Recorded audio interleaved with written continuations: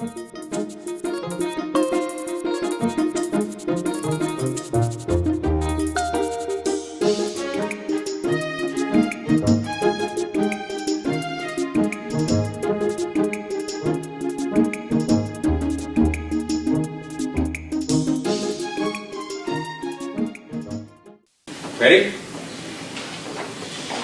Ready. Okay. It's a couple minutes after 8. This is the Sherborn Zoning Board of Appeals. It is March 22nd. We have the continued hearing for Sherborn Village, 59 North Main Street. First, we've got one other agenda item, which is that we had someone write and Jeannie, you got this posted, right? Mm-hmm. One of the abutters to the villages at Sherborn on Coolidge Street. So, Mr. Haddock, please, if you got to come up here so people can hear you. Sure. Sit here or stand? I guess so. If he sits here, is that who takes on the mic? Oh, Chairman.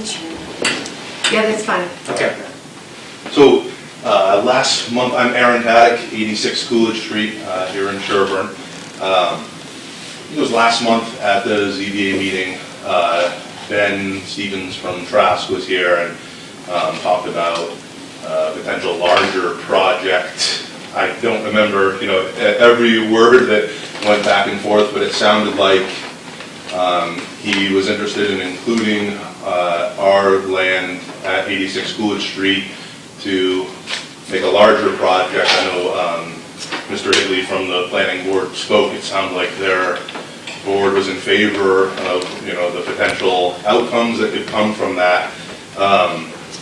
I've heard from the developer. It sounds like they won't be including our land after all. And other than that, I haven't heard much. So I'm curious, where we stand from, I guess, the town's perspective, or what has changed. I don't think anything has changed from the perspective of what I know about this board. I don't know what's going on with any other board. Okay. Certainly, what I reported to town council and what I was trying to say at that meeting was, the way we heard it was, there's a 84 unit rental project that's on the table on the 84 Coolidge Street site, and your site would add potentially another 30 units for roughly 120, order of magnitude. Because Ben Stevens is in the back and so looking to him and getting some nods, yeses and no's, I'm guessing that's some of the numbers here.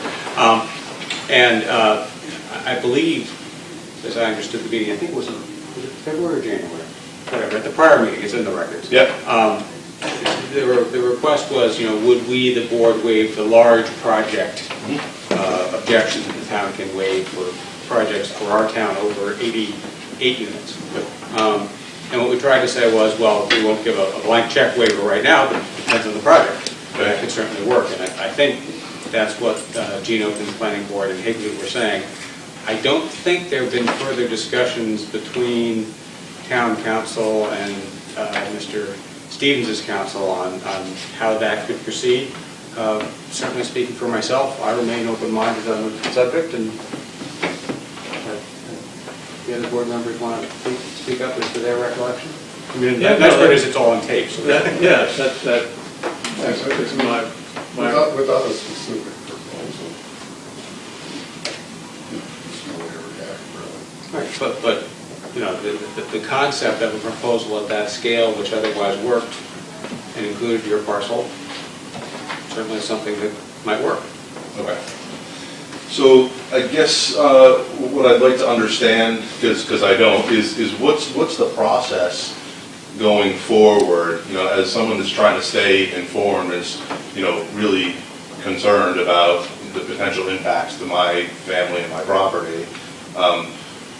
When will the opportunity be for public comment? How many meetings will this board have going forward? Anything can educate me. Thought this would be the time to talk. I think I can help you on that. And again, Ben, I'll ask you to sort of shake your head yes or no. But right now, Sherborn Villages, the rental project, is not in our system yet. It's at the first step, which is to go with the state system, and from the Mass Housing Partnership, they then get a letter of preliminary approval. Yep. Then they file with us, and that starts certain clocks, and that's where you get into our hearing process. So, for example, with the project we're discussing tonight at 59 North Main Street, that filing was November, something like that?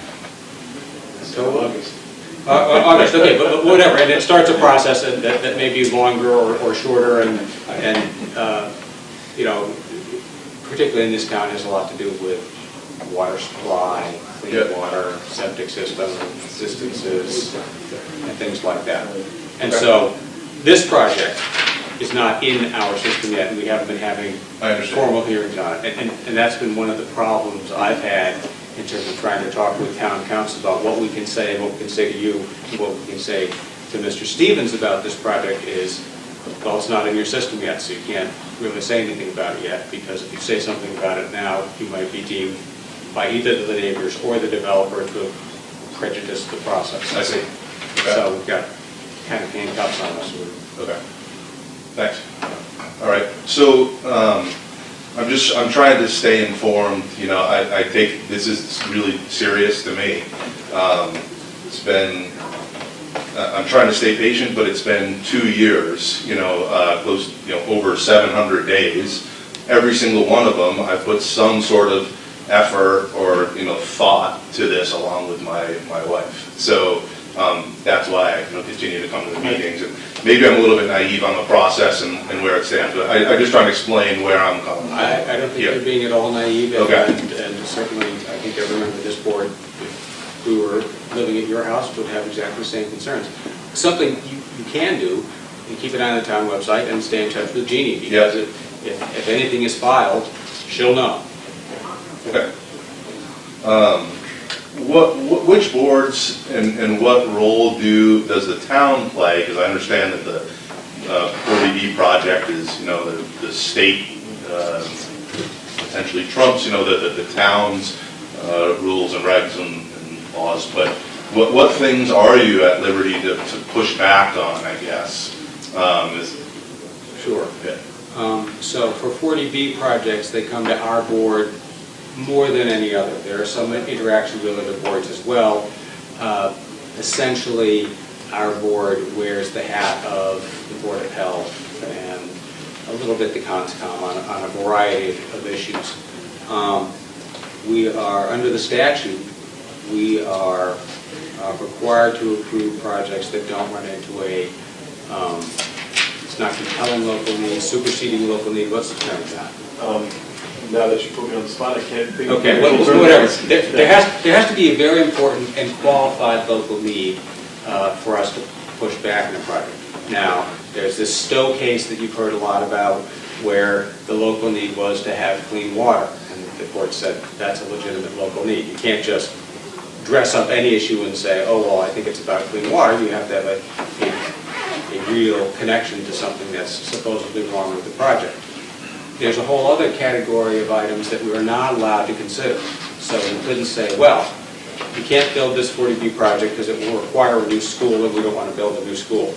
That's a definite handcuff that we're not allowed to go into. And I probably can't off the top of my head list all of the things that are qualified and disqualified, but in general, it has to be a superseding local need that outweighs the regional need for affordable housing. And the boards that look at us, which is the Housing Appeals Committee, weighs that regional need for affordable housing very heavily. We have to have something to sit in. Fair Reconstruction Council? Yes. All right. Well, I haven't been tased by our 40B consultant, so it must be close. So I found myself, thank you, I found myself in this terrible position of, wanting to push back as hard as I possibly can against these, both we were talking about the 40B project right next door to me, while at the same time, certainly want to, interested in what we talked about before with a larger project and being part of Ben's plan if it can be beneficial to the town and a good outcome for my family. So just, being in limbo and trying to play this the right way and say the right things has just been another thing that's been mounting on me. I have no experience with this type of thing whatsoever. So. Not many people in the town have. Sure, I'm sure they haven't, but, I'm one of them that hasn't. And, I'd hate to go down one path and then look back and say, well, why did I do that when I should have been, adamantly against, what's going on around us. So, without having some deal in place that I'm comfortable with, I'm, really, really concerned, and that's what brings me here tonight. Some of the things that concern me the most that I just want to put out there, we look out my window, kind of a whole house is designed to the back, beautiful field, there was, animals and stuff, and that's part of the enjoyment, and what I understand, 10-foot elevated parking lot, sewer treatment plant behind it, and vinyl fence. Thanks. I don't know what I'm talking about. No, that's all right. It's just one's a little less intrusive than the other. Thanks. Okay. So whichever is not what I have now. So probably more importantly, the plans that I've looked at have the access road close to 20 feet from my driveway on a blind curve as it is coming out of my driveway. If it's, people like to go 50 miles an hour on that road because you're trying to get to work, you're trying to get back home, and that's what people like to do. I know that they do. I see it every day. So even coming out of my driveway, you'd be wise to punch it a little bit out of your own safety to get out where you need to go. So to go closer to the curve, and also goes kind of up a hill a little bit, seems to add a lot of danger to what I'd have to do every day and to the people that would potentially live in the apartments. Now, I just can't see it. I don't know if there's been a traffic study. It doesn't seem safe. There's not been a traffic study that I'm aware of. Okay. Traffic is a legitimate issue to look at, but it often can be mitigated and wouldn't necessarily want to put all of your eggs in that basket, I would say. Okay. So one thing many people in your position do is they hire lawyers who are experienced in this area, but that's a very expensive way to go. Right.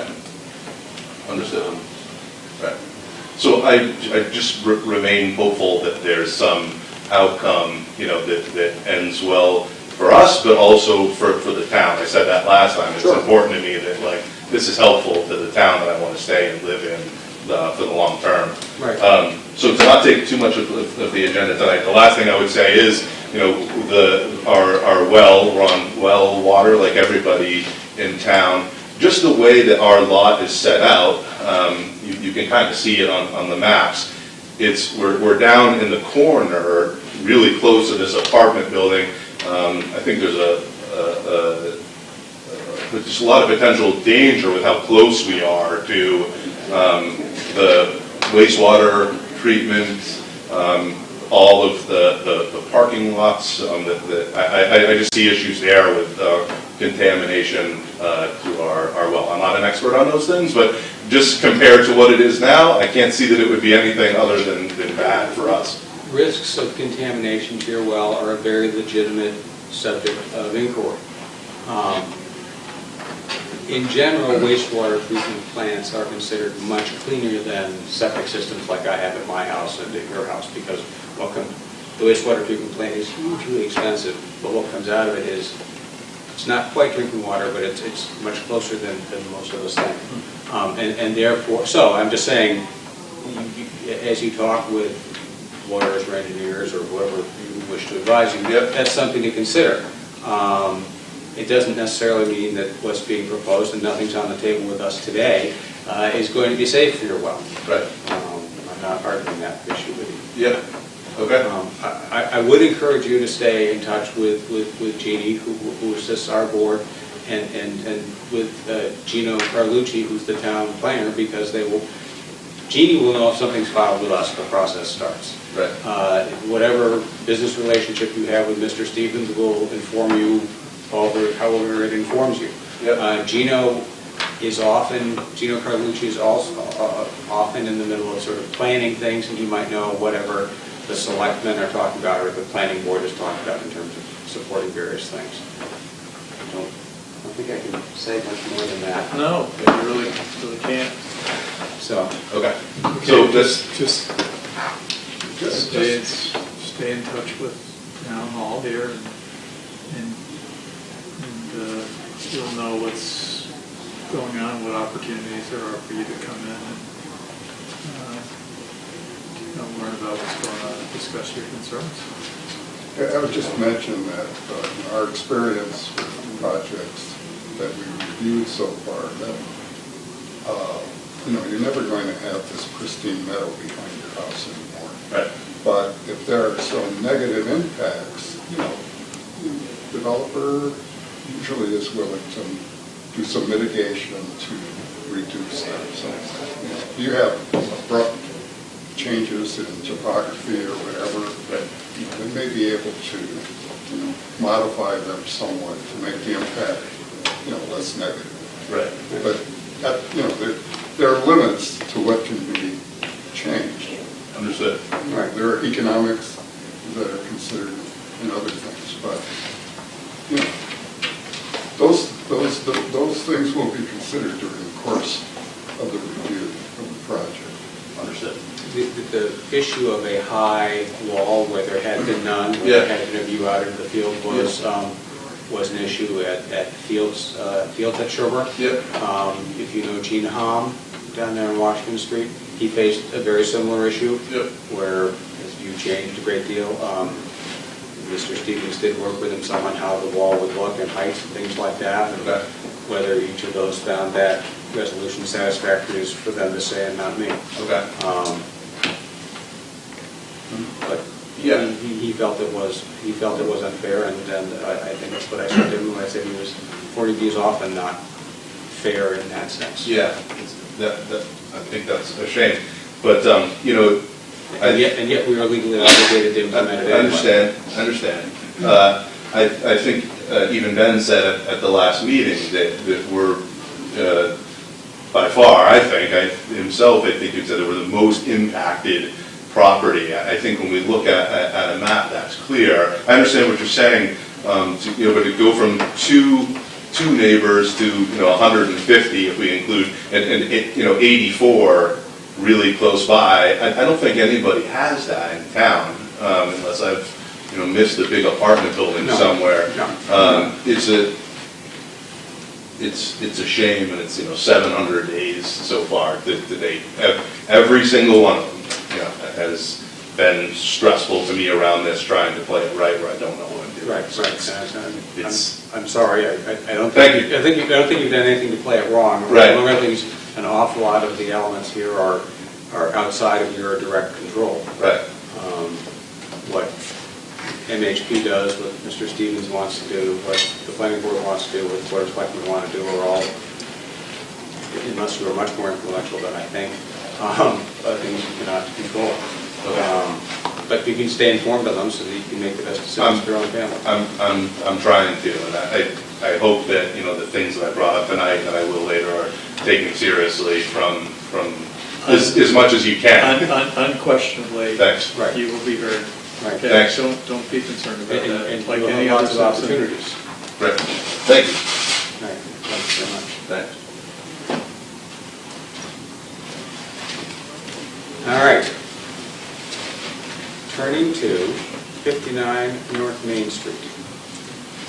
I bet Mr. Bemis is just dying to tell us about well testing, but Mr. Gately, it's your project. You tell us what you have the floor. Tell us what you'd like to tell us. Shall we come up? Please. Our elite cinematographer has carefully laid out the room so that we will show up the right way. This is my new rendering, Nice. which is a sign that I think I'm getting close to the end. I said think.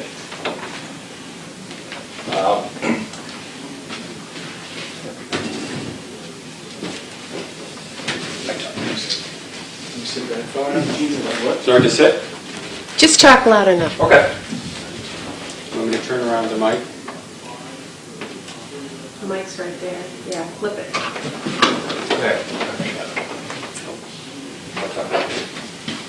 Ben Gately, Heritage Properties, I'm the applicant for 59 North Main Street. And we're here tonight to report some new information since the last meeting, some engineering information. I think that Board of Health may be coming over here after their 7 o'clock meeting. If that's the case, we could hold on that part of our update until then. I saw them downstairs, but run the agenda any way you think is sufficient. Okay. Let's see. I think probably the best way to start is to think the major items that are left are the peer review, which we responded to a second round of comments that came to us in December. It was December 18th. And on February 14th, we delivered a response package to the town, electronic copy to the town as well, various town boards, and to the peer reviewer. And I believe just 2 days ago, we got an update from the peer reviewer on the comments. And I believe we're down to... I counted only 9 out of 71. Yeah. My reaction was a great compliment to you and your team, and the peer reviewer and his team for doing a great job of not only narrowing down a whole lot of issues, but also rendering it in a format that's sort of easily read and where anybody later can figure out exactly what sort of the bid ask was all the way along. And you can just flip through here and say, this is closed, this is closed, this is closed. So, I mean, we don't have to go with those, but I feel it makes our job a lot easier. And if you want to take a few minutes now, we can try to flip through those areas Yeah, that are open, because it's right, the open areas. Yeah. Have you guys had a chance to flip through this?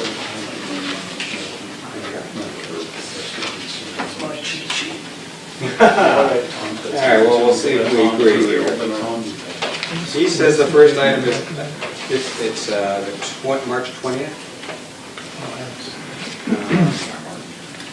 Yeah, March 20th, just came in a couple days ago.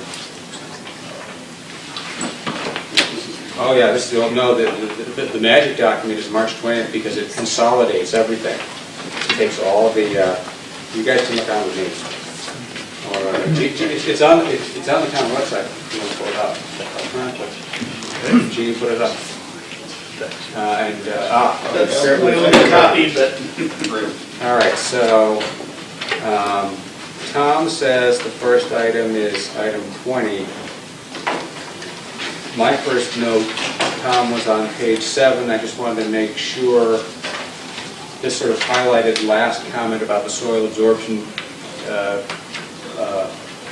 water design systems. That sounds to me like if we approve, that would be a condition. Yes. It's not an issue of dispute, it's just something that needs to happen. Oh, well, yeah. I'll go under land use. No, it's not under ZBA. If you can go back up to the main page. Tab land use.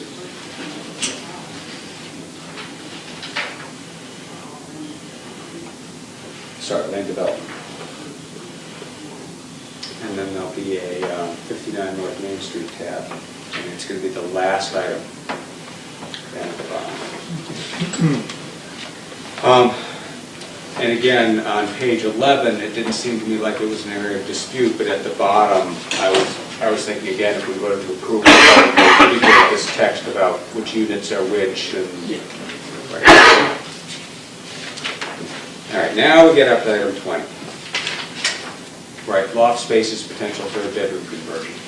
Right, okay, so that was a very live issue in the debates at Sherborn.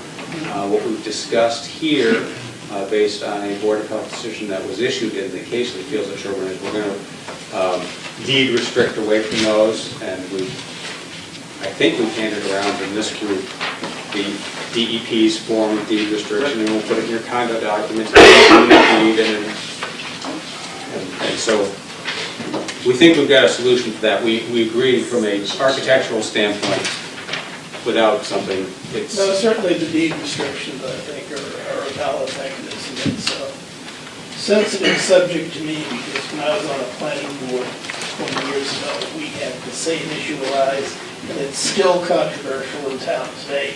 Right. People have done it illegally, people have gotten permits, been denied, it's just an ongoing, Right. endless struggle. Right. I didn't say I'd like the deed restriction solution. I said we're going to live with it, partially because we were forced to in another case, and it seems likely that if this case went back into the land court, they'd probably get to the same solution. So, okay, 22, soil logs managed, show managed groundwater should not extend to the infiltration system. Right. That's really the mega issue here, because at the last meeting, there was a lot of discussion about whether or not the infiltration systems were going to work, and how far to take the design, and I think the kind of compromise that was reached, the applicant agreed to go beyond a preliminary plan and do quite a bit of soil testing.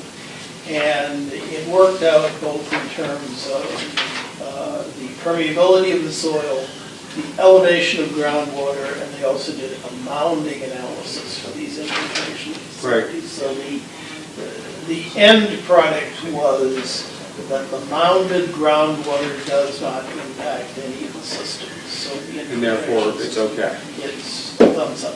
All right. That's great. That's the way I read it, and that's great news. Good work by everybody. All right.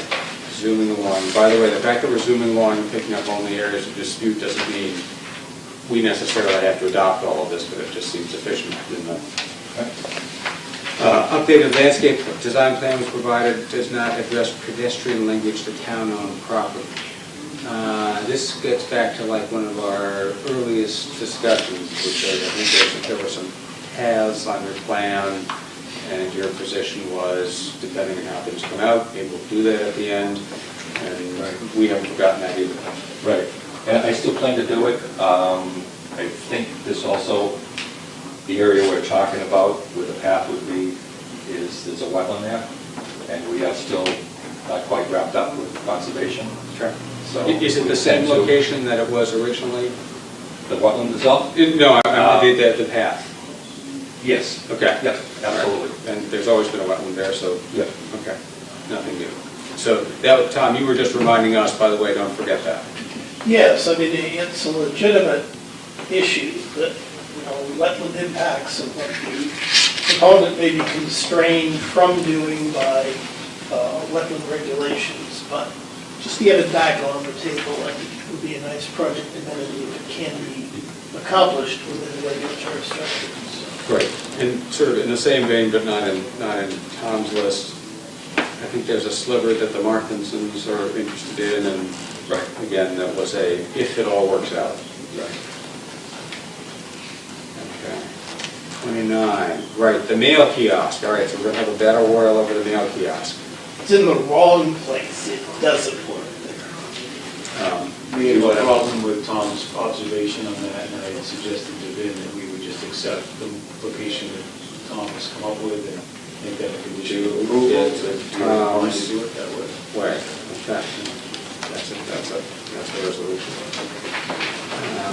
Construction fence along the frontage and side lot lines. That's item 36. And what is your reaction to Tom's recommendation? I think going down the sideline is pretty excessive. It's quite a distance. I really don't think it's necessary. We have we have butters on both sides. I think the real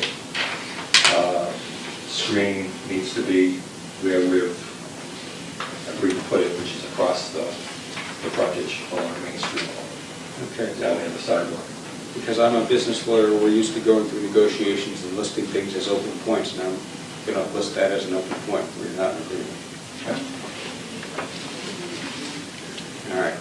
You're saying the board's not in agreement on that? No, the board just hasn't decided one Oh, way I or see. another. We're just sort of putting it on the side, okay?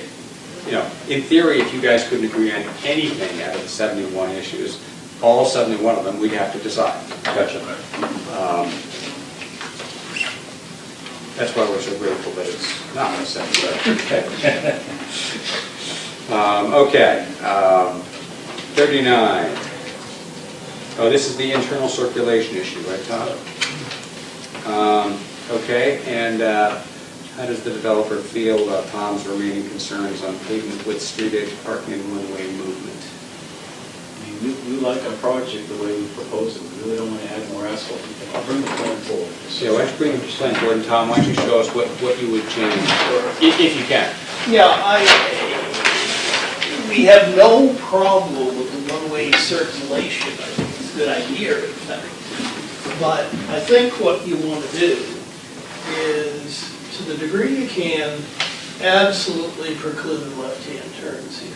And that's going to be an ongoing problem, because if you live in this house here, You're gonna want to do after a it. few weeks, you're going to get sick of taking this loop, and you're going to try to cut up here, and, you know. So I think this area is really critical. I think it requires a combination of channelization, signage, pavement markings, to make this left-hand turn very difficult. And I think you channelize, I'll just mark up this gentleman's plan, he doesn't mind. You know, I think you put some kind of an island here that, you know, has a very sharp curve here, so you can't turn left, so that you may see it on So, state like- highways Like somewhere. cobblestone, like half curb height, or full I think, aggressive granite 90-degree edge curve? I think probably for fire protection and emergency vehicle purposes, Yeah. you make it a mountable curbing, Yeah. like about 4 inches. Yeah. Enough so that, except for the very aggressive driver, they're not gonna drive across an island, but a fire truck or an ambulance can do so. So, you know, the way you design any roadway facility, whether it's this or an interstate highway, you figure out the vehicle paths that you want drivers to use, and you kind of surround them with pavement, and what's outside those paths becomes grass and islands and things like that. So if you had crudely a triangular-shaped island here, it would prevent this direct left-hand turn. A very aggressive driver might try to do this, but you can shape it sort of in a curvilinear manner. So that's a very difficult turn to make. This guy here, he has a choice if he wants to go see one of his neighbors. He can go that way. If he wants to exit the site, he can go that way. But anybody coming inbound is sort of forced to go around that way. I think it's a big deal, because as I say, if you live in one of these nearby houses, you're going to try to shortcut that and go directly to your house. So the applicant has no real objection to that. I think he said that he'd do it with pavement markings, but I think you want to look at the full toolbox of traffic controls, which include channelization, signage, and pavement. Could you explain to me, this is really naive of my part. I understand the one-way thing, but is it that big a deal if the guy living on the end makes a left turn? I think it is with the width pavement you have, yes. It's Well, designed that What's way. going to happen? There's going to be a head-on collision with... If one of his neighbors is coming out, you're saying this would be... Yeah, it's probably. Hopefully they stop before that happens, but it certainly, it will impact the way they drive. Somebody's going to have to pull the side or off the pavement, and, you know, it's going to cause friction among neighbors, and it is at least a potential safety hazard. Is a crash out of the question? No. So I think you want to, you know, one of the things in, you know, 40B projects with a higher density, you have to reach certain compromises, and I think the idea of having a narrower pavement makes the overall project density more attainable, And it's even got some environmental benefits, there's less runoff, less pavement, less this. So the one-way circulation plan, particularly for a relatively small and compact development, I think it makes a lot of sense. I think it's, if I'm hearing you correctly, the difference between your position and their position, although I want to hear what they say about their position, is you want to enforce better. Yes, we want traffic controls that more strongly enforce the intent. And the developer's I response just is? don't want it to look commercial, and I think some of the items that he's raising will make it look a lot more commercial. I would hope that we've got 12 families that are going to want to be here, and they're going to want to be nice to each other, and they know it's a one-way travel plan, and I don't think it would really bother me a lot if the guy came in every day to go to Unit 1 and took a left. I don't want him to, but it wouldn't bother me because I know 2 cars can pass through here anyways, and we're really not trying to make it so that they can't, but we don't want them to. We want it to be one way. And I think every day that, if I live at number 2 and I keep seeing this guy do that, I might say, hey, why don't you just do what everybody else does and go around like you're supposed to? So peer to peer might have some enforcement capability.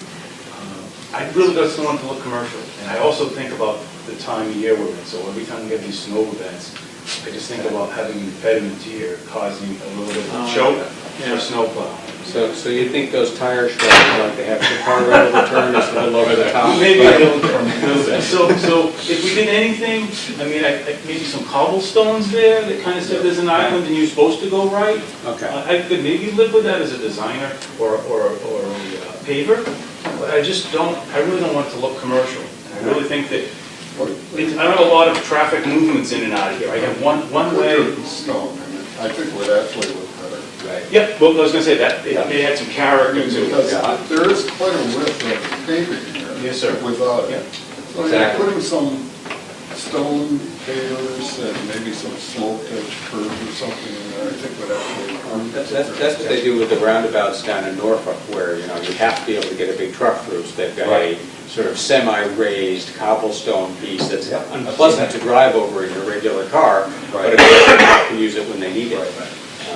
All right. To me, that would be an acceptable compromise, would be to go with I'm the very island sensitive to the look look of the street, and I think we're going to have a beautiful looking project from North Main Street looking in, and I think having maybe I'd much rather have cobblestones than 50 signs Exactly. that people are just going to ignore. Right. All right, so it's an open point. Thank you, everybody. I'm not sure it's an open point. All right, What it's surface width or the height of the curbing and the An issue to be revisited, how's that? refined. Refined, even better. All right, then with your permission, I might break off where we are now because the Board of Health has appeared. And there were issues we wanted to cover with them here. And I think we'll go right to the well. Did you, Jeannie, So- there were the extra copies, did you get to get a copy on the way in? Well, I think they arrived at 6:08 this evening, so we have not had a chance to read it. We have copies. Okay. I'm not sure how much the agent was able He's right to. here. He's over there. Oh, there you are. But you can certainly, you can speak to it however much, I'll leave that to you, but also Mark was out in the field, so he could talk about it. Okay, all right. So, Do we want to have these guys make their presentation and you react to it, or? yeah, Whatever the- let's do it that way. Right. I mean, I can do mine brief, so I am sorry for the delay in getting it to everyone today because our intent was to get it out sooner. We didn't get the lab results from Rhode Island Analytical until the end of the day today. So that's the issue. I had written everything else out and was ready to plug that in, and I couldn't do it very well without having it. So I'm sorry. But it wouldn't have been very much of a well-monitored report without having the analytical data back. So that was the first one. So in this cover letter that I've prepared, dated March 21, we identified the 2 wells and how we monitored those on site, which were basically the program and the protocol that we had agreed to. We pumped those wells at an average of 5.4 gallons per minute. 5 was our minimum, so we exceeded that. so we would be comfortable in doing it. We had a device that was actually giving us a reading every minute, and then we also had total flow, so we could check it to make sure we were getting the readings. We did pump them simultaneously 24 hours. We do our start and our stops. We used the sounders that we had told you about at the last public meeting. We monitored both the Clancy well at 58 North Main and the Markinson well at 61 North Main, using the same scientific Can you just device. show us where those wells are? on the- Sure can. Actually, that first exhibit, that's why I left it. It's highlighted. So it would be this well here, which is Right. Markinson, Yep, and this well here, which is Clancy. got it. We did, I took a lot of outreach to try to reach everyone to do this, and phone calls, and those are the two we got. Okay. And I've given you copies of that in the document. Would those be the two closest wells? Martinson definitely is the closest. I would say that Johnson would be the next immediate at well 1, and then when it comes to well 2, they're both almost the same distance away. Right.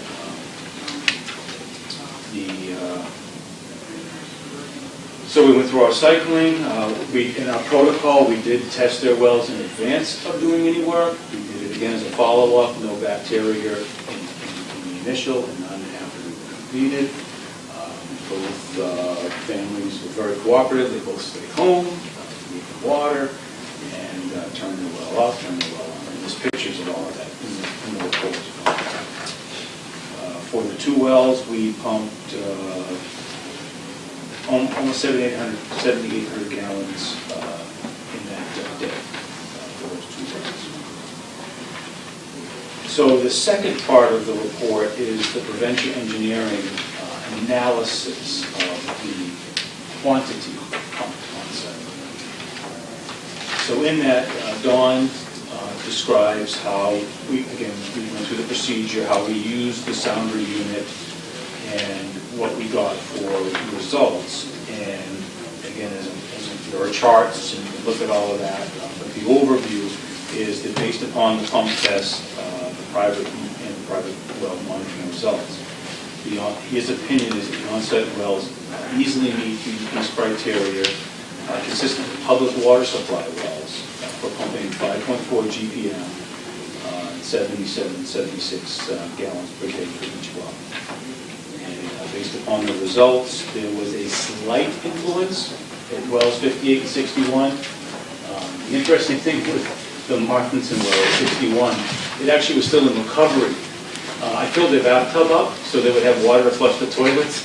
And by the time we got everything in and set up and got the monitor on, the well was still filling in that period of time, which is really interesting to see in the report. Well, it was already demonstrated that their well's a little sensitive. Yeah, right, exactly. But then when we started pumping, we didn't see any real impact.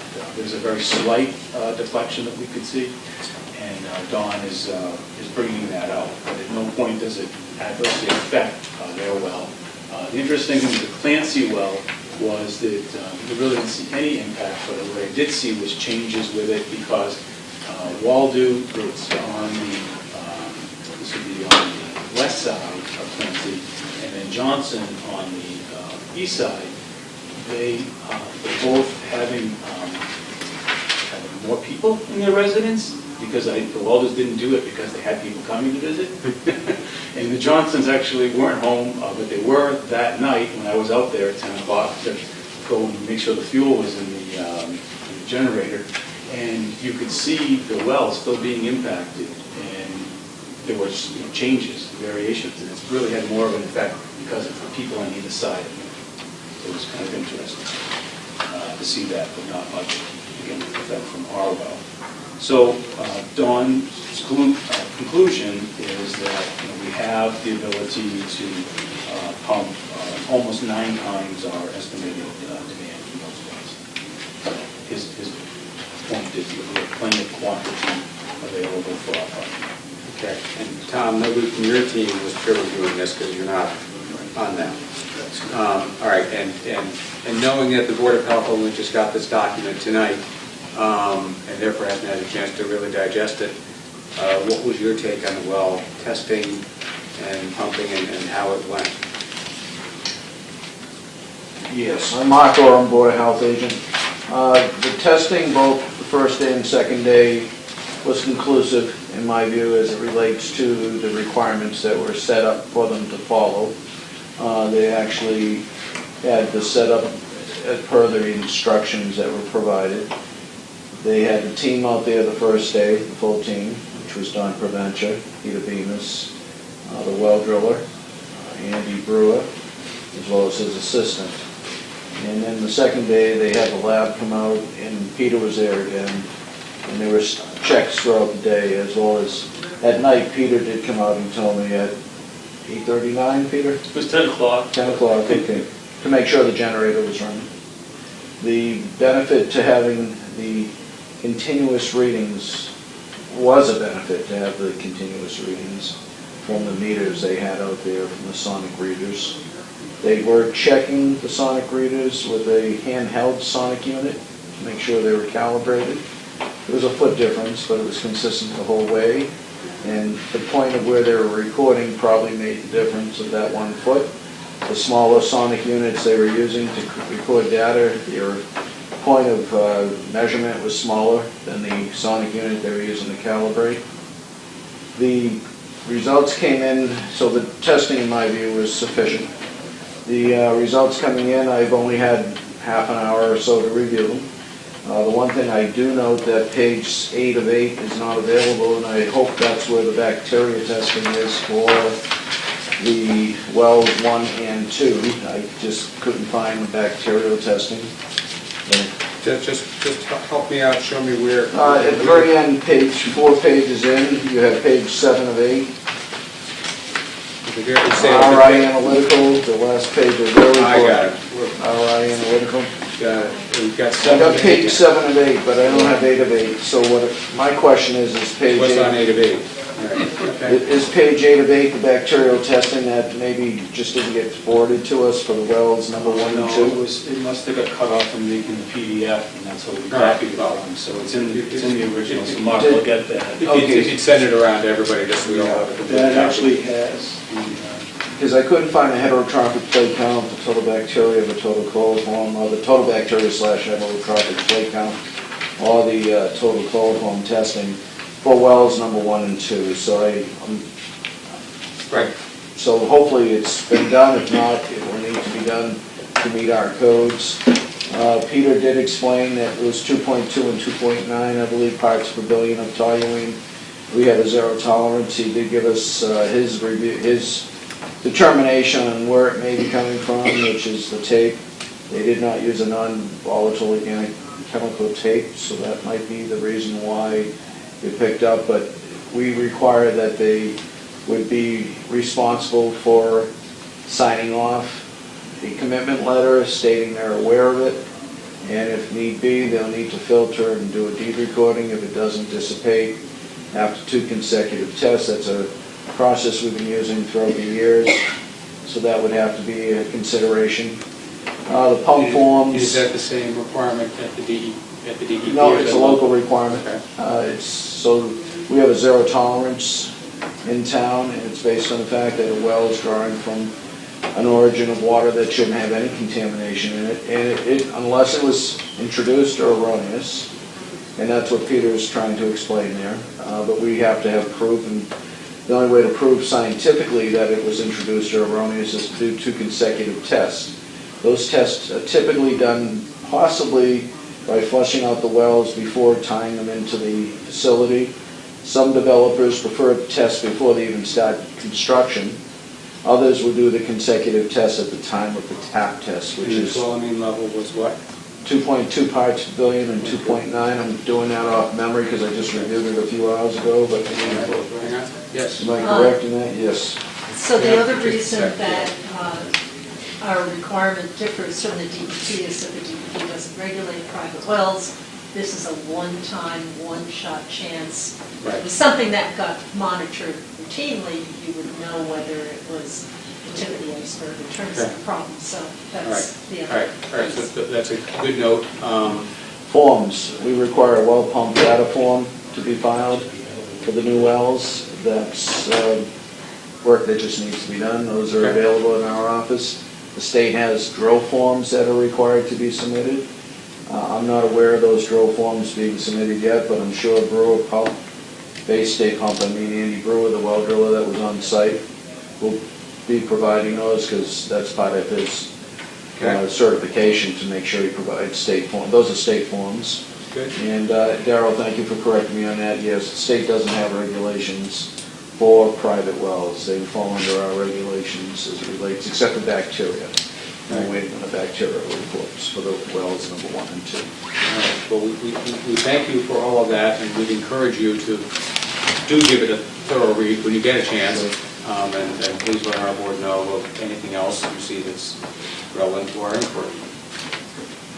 The only thing I didn't get to finish, because I just Right. want you to be aware that we did retain third party, so we did collect a sample with a third party. Okay, good. And for the RI analytical, because Mark. Where's that? That shows at the back? Yeah, item number 5, and I gave you the contract, so that's in there. Got it. And then for the RI analytical component, I did explain about the tall unit. So I did attach Got it. the only literature I could really find readily was this Wilkes University. I have no idea where they are, so I'm not trying to make any claims about their expertise.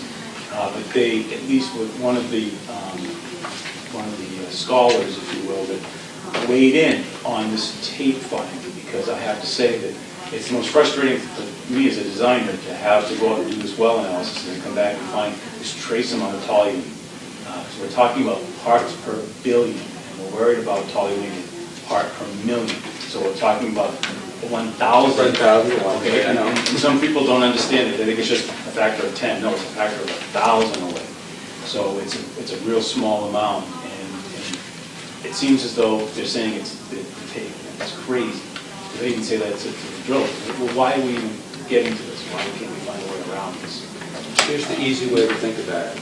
The parts per million is one red ping pong ball, where all the other ping pong balls are white, in a typical mall store, filled up with ping pong balls. No, I know. And a part per billion is one red ping pong ball in a 30-story office building. Yeah, no, I get it.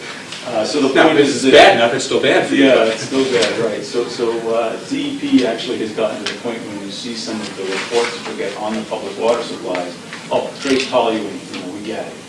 And it's gotten to that point. Was this in the pre-samples too? No, we didn't have to do that part. I see. This is from the post analysis. Post, So, And if I- we'll do it again, because I don't believe it will be there the next time we go out. It's something that is evident. We're doing this work. We have more work to do. So we do know we'll have to test it again. I think at some point it will go away. So, And if I may just add that that's why the board does allow them to continue on and try to prove it's erroneous or introduced. And just one other note, I found it very interesting on the Wilkes report that my son's name is on it. For full disclosure, that is not my son. But Brian Oram is my son, but not on this report. It's a different Brian Oram. Thank you very much. Do you have the social security records? You don't see that last name too often. I was shocked when I saw that. So the other things that are there that I didn't get to write about, because they called me about the toluene, I got that call yesterday, but I was like, give me the rest of the results.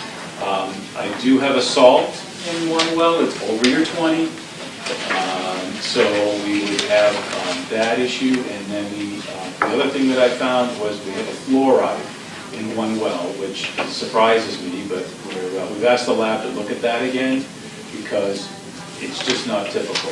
So it's still underneath the MDL, but it just surprises me that there was a higher amount of fluoride than I did expect. So would the board be right to hear all of this, that the well testing, the procedures that were supposed to be followed were followed? Correct. The volume of water testing went very well, better than you'd hoped. Yes. And what's in the water is mostly looked okay, but there's still a few little things to run down. Yeah, I would say that everything's good. We're within our levels, but what, as Mark raised, is that right now the toluene would be something that they're saying they want none. I think we'll get to none, so that can be a condition. And we're well below the MDL for that. So that's the way I'm looking at it, is that we're below MDL already, but I think we can go away. And then on the others, we have salt, it's going to be a little bit high, possibly, but we'll get some retest again, so that may go away. And what is the fix for too high salt? Water softeners? No, there would be, you would just make a note of it. What the Board of Health says is that you'll notify in writing your occupants. But our high here is, it's 20, and we're at 34. I mean, I've got projects that are 200, 300, 500. So we're not significantly over what we are over. And it's interesting, again, well, too, the one further away from the street is the one that was higher, not the one that was closer. But that's just the quirks of the world. Yeah. And my old house and my new house, the wells are about 1,000 feet apart, and they're wildly different sodium readings. Yeah. And both the wells are old, so. So from my perspective, and again, I wrote this before I actually had the result, but I had kind of a verbal from him, which said, comply and we're all good. Because I had to be done to try to get it out tonight before, I was trying to get it out before 5 o'clock, never mind 6 o'clock. All right. Is there more we should hear from the Board of Health while they're gracing us with their presence? Not that attending our meeting isn't the highlight of everyone's life and it's something that It is. everyone wants to do So for eager sport. to get here. So, I don't think so. I would just say that because the state only requires bacterial testing for private wells, our regulations do require that they complete tap tests. And I am not for sure if the board has had the discussion on each and every individual tap for each 12 units to be tested, but that is something that I am not aware one way or the other if it's been decided. That did require it. So- Every road it was required. Right, So for the- certificates of occupancy, that there will be testing in each unit. Will the battery with all? That's the requirements of the Board of Health, full, well, if you want to call it full battery, but it's prescribed. Bacteria, I can see bacteria, Mark, but just to do all of that analysis, it's just costly. No, it's part of, we required it of individual homes. You do the wellhead and then you do But inside the individual home. homes has a. Because it evaluates Well- the distribution system. And we have seen things show up in the distribution system. If you have someone like me do your plumbing instead of somebody who knows what they're doing, who get messed up, is that what you're saying? Things have happened. I'm good at something, plumbing, not on the list.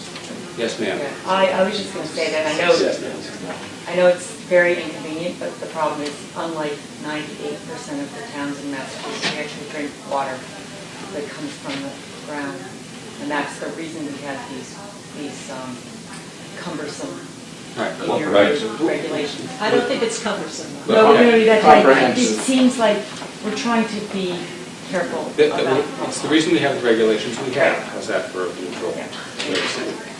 Okay, so it sounds like. Because the soil absorption system, I mean, Okay. it's been there for a long time. We're really trying to bring closure to the plans. And I have not received anything in writing. Are you good with their soil absorption system? I can, if the board so wishes, Yep. discuss the soil absorption system. I spoke to Peter on Friday about the review that I've started on this. We did receive it on February 15th. That was just that last month.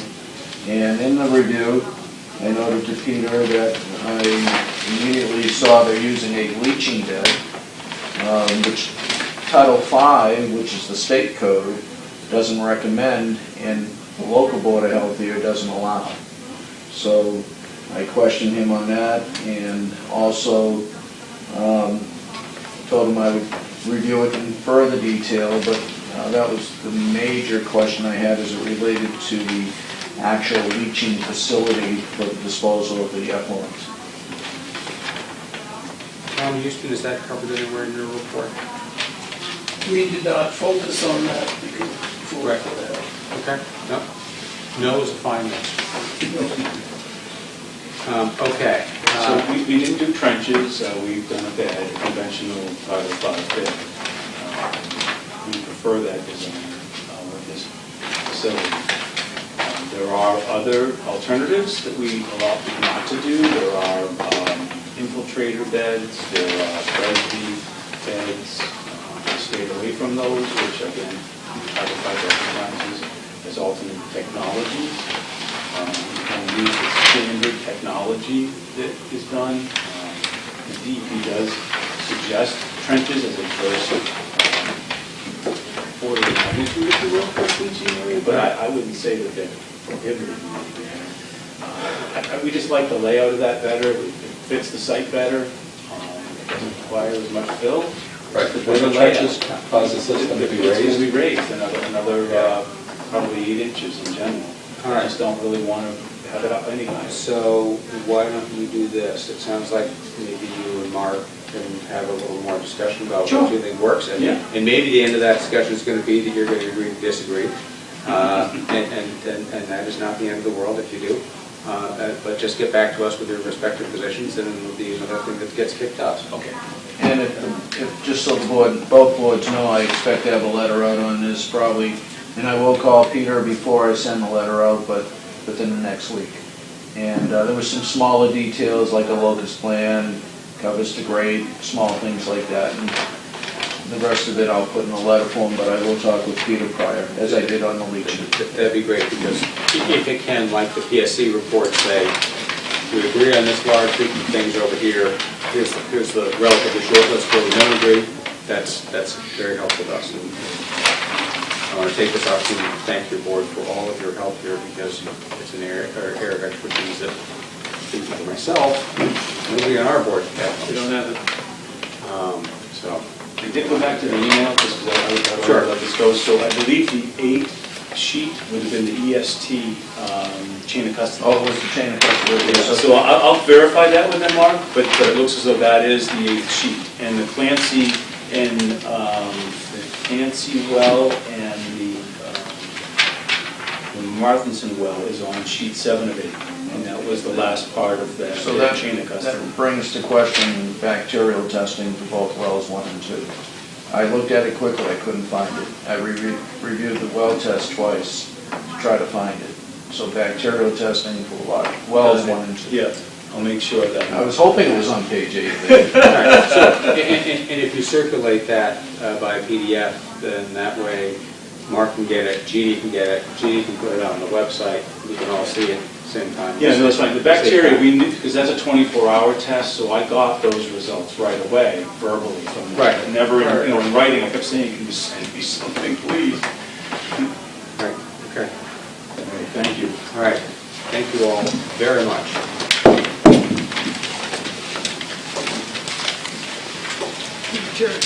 And we will be now in good position to return to the shopping list. We're at item 39, and it was Yeah, right. item 5, which was the island of entry, and I'll come up with a concept for that. Ron and Jonathan, I assume, is reading your body language as being much more supportive of cobblestones and little obstructions like that than a whole bunch of imperious signs that people are just going to ignore. Yes, I'm on the, maybe the other end of having any specific regulation of that path, but I certainly would go along with sensibility of cobblestones. That seems to be acceptable to any developer. No. If you take notice, you come to some intersections, there's a pole or there should be signs. There must be twice as many signs as there was 20 years ago. Yeah, we don't need signage. They fixed that bad intersection over by me where Woodland and Gould had come together, and where someone was killed several years ago because of the telephone pole right at the apex of the corner in the middle of the island. And it's a good design, and it's very safe, and all those sorts of things. But all these signs like, "They're going to turn soon," like yeah. I think one of the comments you made about that area where we had that triangle, that's probably the biggest mass of asphalt Yeah. It's very visible from the street. And cobblestones might break And it up in a nice cobblestones would way. be a nice way to, Yeah, I think so. break that up. All right, so the next spot where there was not even a disconnect was 41, where you noted and I did that there's a letter coming from the fire department that hopefully will say everything's great. The applicant did report agreement, it's just Right. documented. Tom, that still has never made it to you? There's What? an email from the chief? Wasn't there No, an email no. from the chief? No, because it was just a month ago, and we No, we haven't didn't, meeting. yeah, but we had the revised plans just a month ago. So, anyways, we met with him, and as soon as we show him the latest plan, I'm sure we'll have the letter.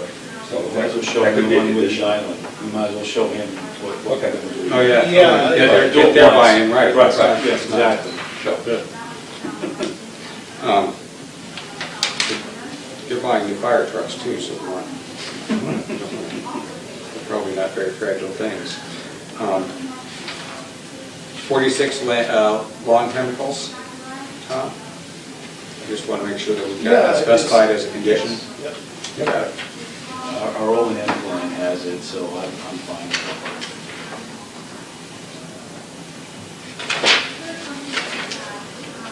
Let's see, my next one was 49, 70, oh, master deed condominium documents, right, we've got to, yeah. Look at those. 51, amazingly, your list is exactly the same as mine. Steve Cosmos to address this item as part of the landscape plan, this is the, This is Mrs. Clancy's driveway. okay. Around her Yeah. home. Yeah, He's concerned about, headlights, people coming, exiting the site, for a living. We had talked to Stephen about this, but Tom's right, there's nothing on here to do that, so it needs to be included. It could just be another What sub-sketch would you to do? go here. Where it's offset, I think there's the ability to put some plants in there. Oh, I see. I was there at night and, her fence, and could see where that could easily go. so if you put the right plants on your side, the headlights. would- And hers, I think some plantings will go in her yard. Yeah. And she's amenable to Oh, that. sure, it sounds good, yeah. She Yeah. just wants to make sure she can maintain her privacy though. Okay. So there's room here for that, we'll just have Stephen come up with a concept for it. Okay.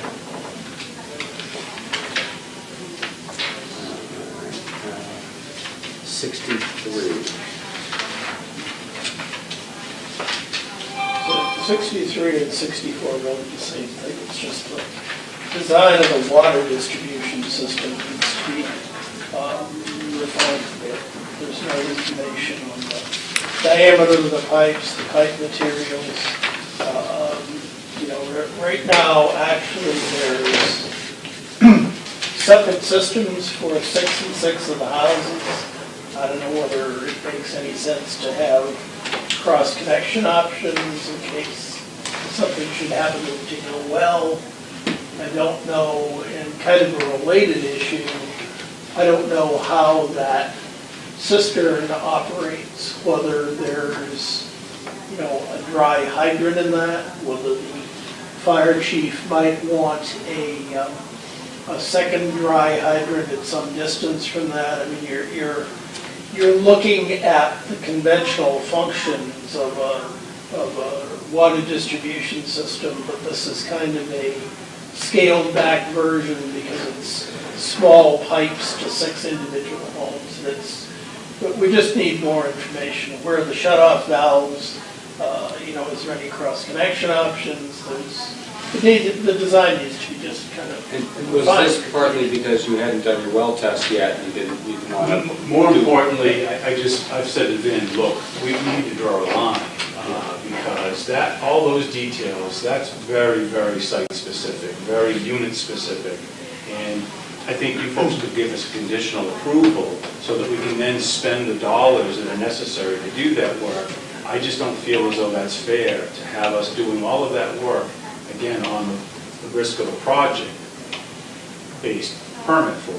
And if that permit you could grant us, we'll give you those details. We know we need to generate. So that. I've shown you the layout. I just don't know what size pipe I'm gonna use yet. I'm just telling you how I'm gonna do it. I'm telling you that well one will go to a distribution shed at this location, because I'm showing that's conservation as well, so I'm gonna lock that down.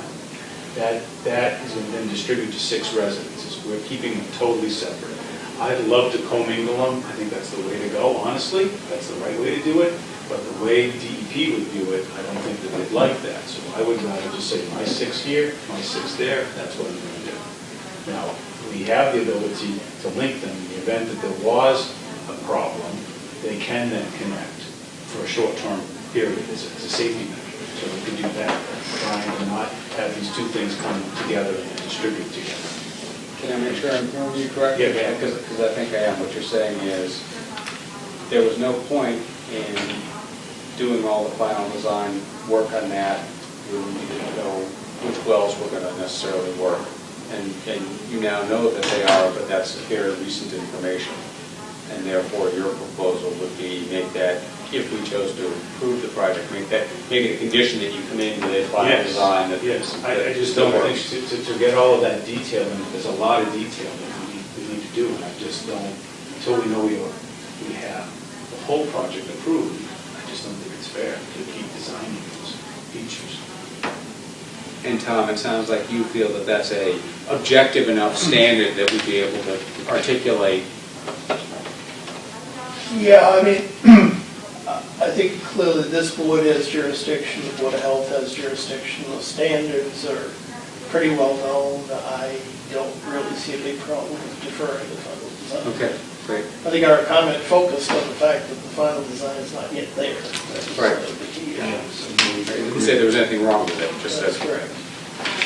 It's a good start. I've tried to show you the layout so that there's Right. no misunderstanding. I'm telling you how we're going to distribute the water. I just don't know what size it's going to be, where the break is. I will say one thing about the cistern though. We were setting that up. We did talk to the chief about splitting it. He felt as though it was more important to have it as a single location. Okay. At that meeting. So- Better there. As the entrance, that's what we talked about. We'll want some narrative from you on what you think should happen there in terms of that condition, and why it should be the way it is, and share that with Tom, just in case he wants to say that's crazy or illegal or something like that. But hopefully they'll just say that's good engineers trying to find their way through the thicket.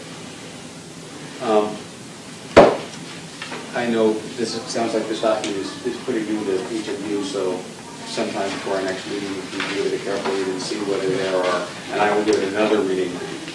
Mostly, the way I read it was, except for the areas where they appeared to be in disagreement, it looked to me like I was persuaded that Tom had done the right things and that Peter has influenced. No, I think Tom it's has got been a it right. constructive process. Good. Okay. So we're not done on peer review, but we're way ahead of where we were. And it sounds like we're not done on the wells, but again, way ahead of where we were. Excuse me, I thought maybe with conditions. Yeah, I thought we could. No, I'm sorry. Putting the conditions together. I'll rephrase, because I didn't say that properly. My sense, unless we find a surprise in here that I haven't seen so far, is that Tom Houston's peer review job is done. How the board reacts to that and what the board decides to do is not yet done. We're good with that. Okay.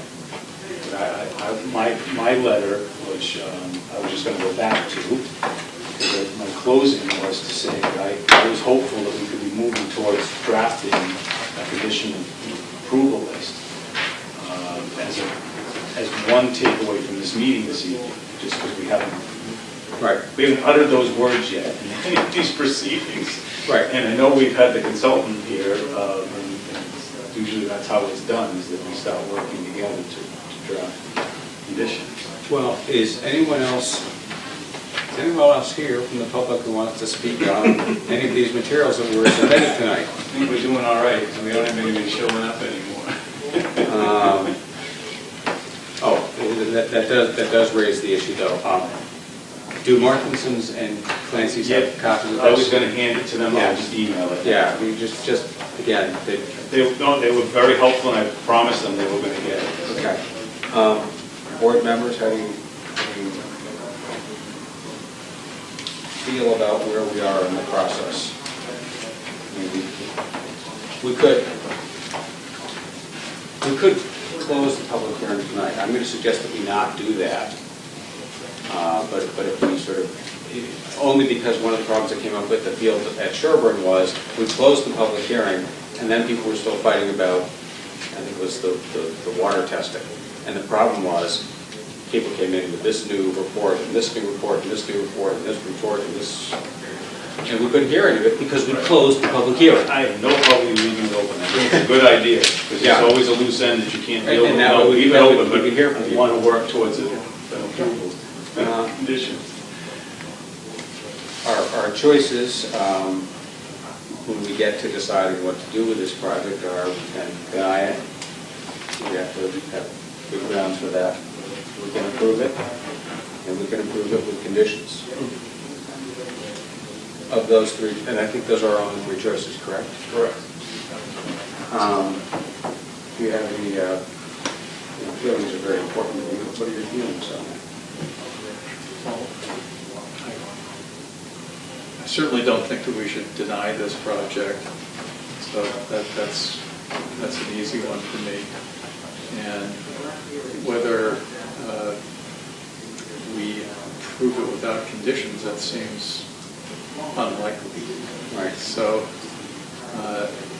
if we can start the process of drafting conditions, I haven't been through that before, but if that's the most expeditious way to proceed, I don't see that there are any major hurdles here. Obviously, the well testing was the big issue that's held us up, and that's gone well, and there's been a lot of cooperation, and I'm really pleased with how the developer has handled everything, and been very responsive to concerns that have been raised by the neighbors and to board health. I appreciate that very much. And it looks like it's going to be a nice project. So, Mr. Stafford? I don't have much to add.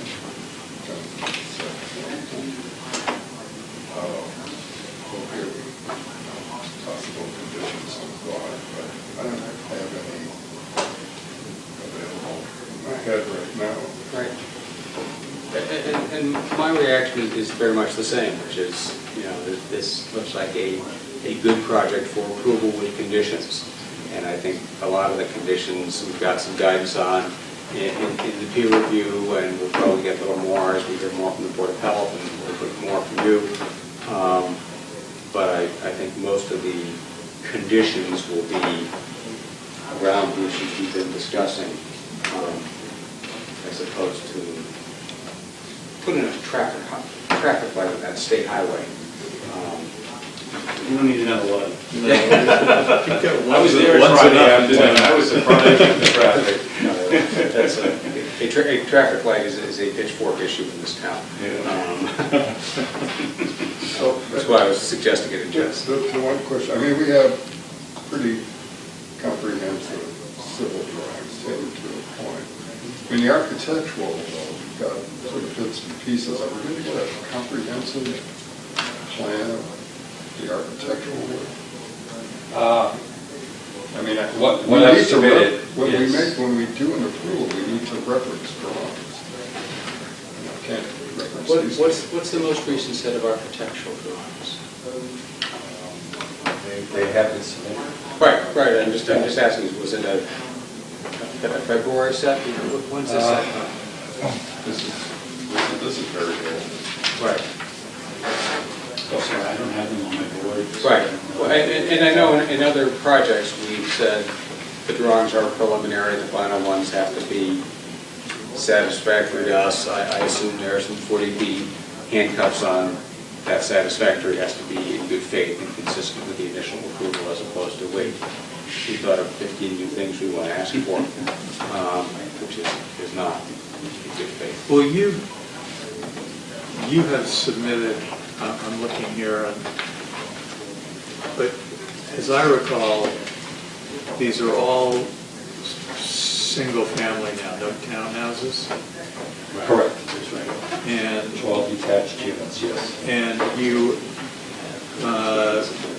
have wanted to remain flexible on the design for each specific unit, see how the market goes and what Right. people want, but you're not going to, we have all of the designs that you're going to use, you're not going to Yep. create new designs. So the options, might be something like the various finishes and cabinets in the kitchen or something, but the general configuration of each unit will be as submitted. Absolutely. Okay. Yeah, I know I have the submittal of 4 units, 4 styles. 4 types. 4 types, one of which is one of a kind, and that's what we've always called the feature house. Right. Front facing, the first one on the left. Yeah. That's one of its own. And then there's 3 others. We've looked at, submissions over, quite a long period of time. And so in my mind, it's not clear to me what the final submission is, or if in fact you have made a final submission. Right. And I believe I have, and And if it's, the date of the final submission is. I'd have to check. You but- could email us a Yeah. reminder that it's this set here. Yep. And we'll get that defined. Yeah, just to be clear. Yeah, no, I have Because it's not clear in my mind right now. Right. Yeah, it's, actually it was October 10th, 17th. And I laid out the 4 different unit types and what locations they could go into. Again, depending on the owner's desire. I'm happy to re-email that to you, but I do have that. It's got all the floor plans of all the... Just make sure that Jeannie has it and that she can tell us where it is and the list of things she's put on the website. And if it's not there, then she can put it on. Yeah, okay. Is this the floor plan, schedule, and site location dated October 1st, That's it. 2017? That's it. It's got Okay. All right, so it's there. drawings and plans. Right. Great. And behind that schedule is every one of these unit types. Some of the unit types have 2 different possible But are they front elevations. drawings like this? Yes. A floor plan, is a floor And then the plan floor- and elevation? If you don't have them on a And there were floor plans. big set, sort of comprehensive, and are they numbered so that we can see where they Yes. are in the plan? Yes, that's what this table does. It tells you where each of these unit types can be located. And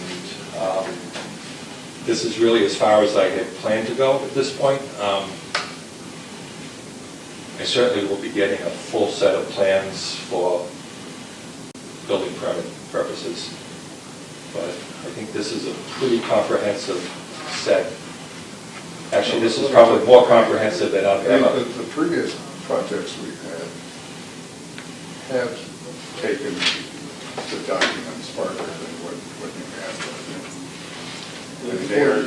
The 40B regulations really only provide for preliminary scalar. I understand that, but, it's sort of little bits and pieces, and it's hard to really refer to a document that seems to have all these bits and pieces. But we are allowed to condition our approval on getting the full detailed stuff before we get a building permit. For aesthetic reasons, that would be a No. squishy condition. Right. For what, consistency with these plans, or that they're well built? What does the condition usually cover? So I guess let me try to understand what you're saying. You're looking for a final set of plans, an as-built set, No. a construction set, Construction construction level set. the architect. Generally, we would get a full set of documents that have all the civil engineering, and all schematic design, preliminary design. Final But all in revised some set. kind of format that you can kind of package together and get a sense of what the whole project is. So we have, very organized, comprehensive civil drawing. And the architectural are little sheets, bits and pieces, and it's not all organized together in one document. That's what I'm saying. The submission from the 10th. I'm happy to give you this and Is it, react to this. So you're but- saying this submission from the 10th is not put together? I mean, I guess I'm trying to figure out what you're saying. It has the scale drawings, it has elevations. Well, let me look at it. We're not going to make a final decision tonight. Not tonight. We'll look and, overreact. But, I'm just saying, it's a different format than we. Are you looking for full-size plans showing elevations? Is that what you're looking for? Floor plans? No. I mean, the floor plans are okay. It's just the format in which they're presented. I guess I'm trying to understand what you mean by format. Is it the size of the plans and the way that the package is put together? No, I mean, I would expect to have a document that I could refer to the sheet number. When I look at these civil drawings, you mean I an can integrated react, I set? can react to what's on that drawing because the drawing is numbered. There's a lot of information. These drawings don't have any numbers. I mean, it's just, Labels and yeah, it's organization? just not organized in a set of documents that I would expect. I mean, if the applicant I mean, if is willing it, to I'll go back and put it in some kind of numbered label package, a little bit more official. Well, I can ask my architect to put them in like a big set, more like a, It doesn't need to be a big set, it just needs to be Skin. skin. I believe it just needs to put a plan, it just needs to date it, put a number I mean, on it. you You might- put all of those on one sheet. Yeah, you could do that too. Just the way he did it, Okay. date by 11, I there's know no exactly. date, there's no scale, there's no number. okay. I hear what you're saying, Okay. loud and clear. I think I can talk to him to do Yeah. it. He did it all in CAD, so it's pretty easy for him to take that, put it in paper Oh, space. absolutely. Right, put it in paper space, make a It'd take piece of paper a out couple of hours to do it, really. But just so, I mean, it would be a package that seems more comprehensive and together. Gotcha. it. Now, do you want that listed on the plan set, so it becomes part of it? So we've been calling it, and I think the thing, I'm surprised that you already have a villages project here. I just didn't even know another one existed. I assume We that have a You were here first, Yeah, right? but we haven't been a village for a long time, Peter. We have, right? They just No, come we're up with 59 this? North Main. Okay, well, Whatever, whatever. you know, 59 North. Yep. That's All right, what we got. all right, cool. Because I was looking at this today, and I was thinking, a couple of IT lawyers are going to have an interesting conversation about this. Intellectual property. We've decided there's too much village. Too many Yeah, villages. around. They just, that just came up tonight, right? No, that was been around discussion for, I just was like, Nobody will I confuse. like Vin's solution. yeah, Vin's got a great solution. So, I just ask you a simple question. If I go to one of those site plans, each unit would be identified as A, B, C, or D? Yeah, we use numbers, but we anticipate the numbering system for this project to be 59-1, 59-12. What's in the Yes, sir, sheet? I heard you. I knew what you were saying the whole time. Well, there's a table right up front there, that first page. It tells you each unit type and what unit locations, 1 through 12, that they could be built on. Oh, site plan location, okay. Site plan locations, I see. right.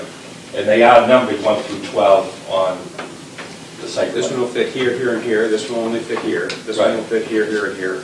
Right. Oh, so you're not actually, you're leaving it as options.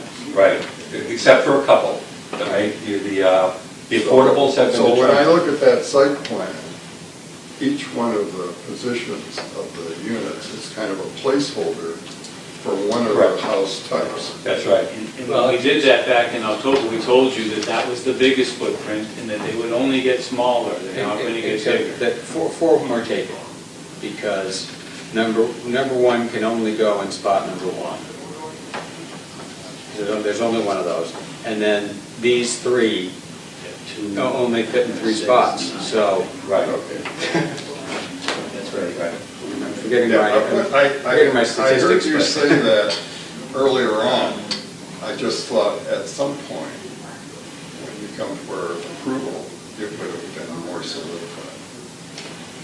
But you're saying it won't be until you actually get a purchase order for each unit. Well, Right, except for, four of them are dialed in. Yeah, no, I understand. Okay. so do you still want, me to? Yeah, I really would. I would like to. We can put it on one plan. Yeah. That'd probably I've seen be that. That's easier in a real- terms that's a of good handing things way to around do to it. people too. Yep. And then, do we have landscape plans? Yes, sir, yeah. There we go. Yeah, it's on the set, it's Steve And Cosmos do sit down you there. have lighting? Site Yes, we lighting? do, Yes. it's part of our set. Yep. Okay. We did photometric, we did all of that. Is the photometrics on a plan? It's in the set? Yes. Okay. All right, I'd like to talk for a moment about where we are in the process. We could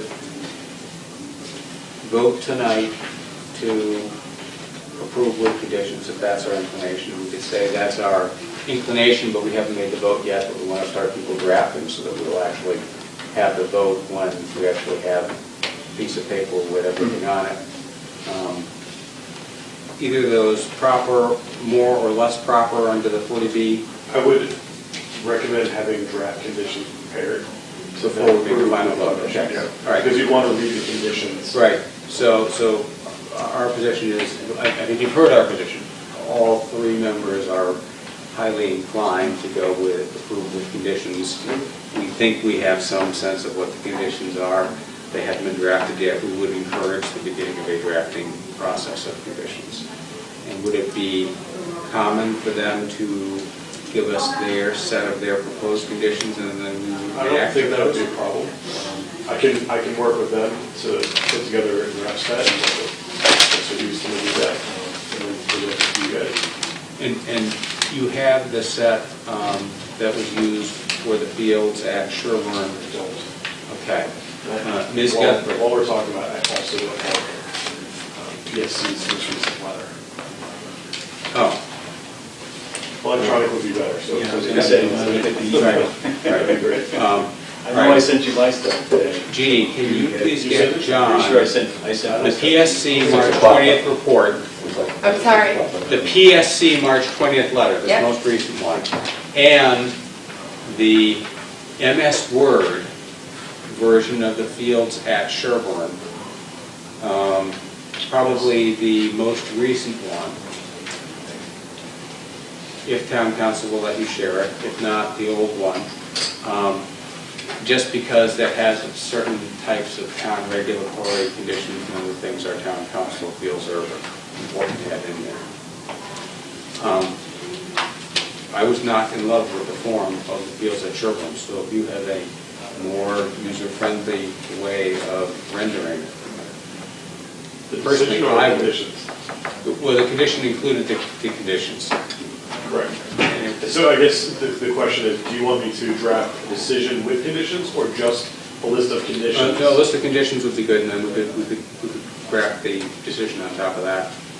Unless, if you have a form of decision that you like, you want to proffer it, we're not at all dogmatic. No, that would be very, We're open-minded, we're in favor of clarity, simplicity, and complying with the statute. I think you've done this already as a consultant, so you must have something that you've platformed off of. I would prefer that, 'cause I only have one other, and it was a project at Marblehead, and I know the format's not going to be good for this project, so I would rather not use it. The fields at Sherborn was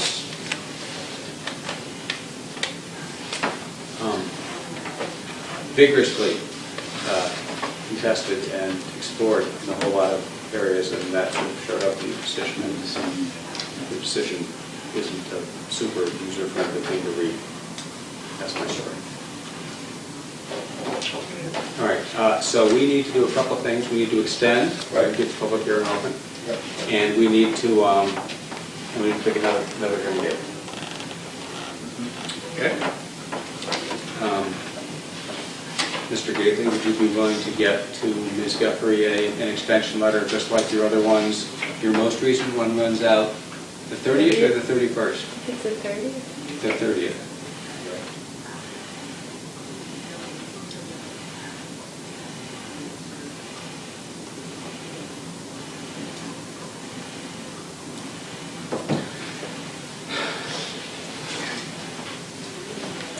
What day are we looking at for the next hearing? Well, in the past, we've been sort of hamstrung by, we need to get to this test or that test, or hear from this person or that person. When do you think you'll have things flushed through, no pun intended, with the Mark Arm and the Board of Health? I really want to do it right away. I'm committed to get that island sketch out right away. I want to try to move this ahead. Okay. I was going to really look to you. How fast can you get a draft? Little personal information, my wife is due in about a week. Congratulations. So I may be a little tied up for the next 2 weeks or 3 weeks. I will definitely try my best to get something going. I can work on it tomorrow, but I just... You got a week. If something happens and takes you offline, we'll understand, but just let us know. Sure. All right, so, Peter, would you want to be back here in 2 weeks? That's what I was really hoping, without putting added pressure on anyone. That's really what, we had to step up. We've done a lot of work to get the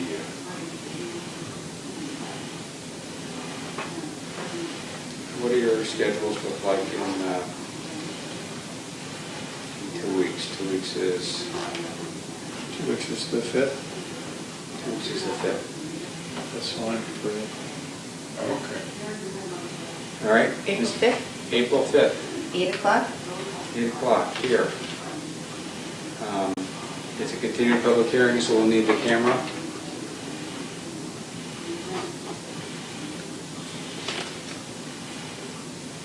So do I have a motion to continue the hearing to April 5th at 8 o'clock? Yes, I move that we continue the hearing to April 5th Second. at 8 o'clock. Second. Any further discussion?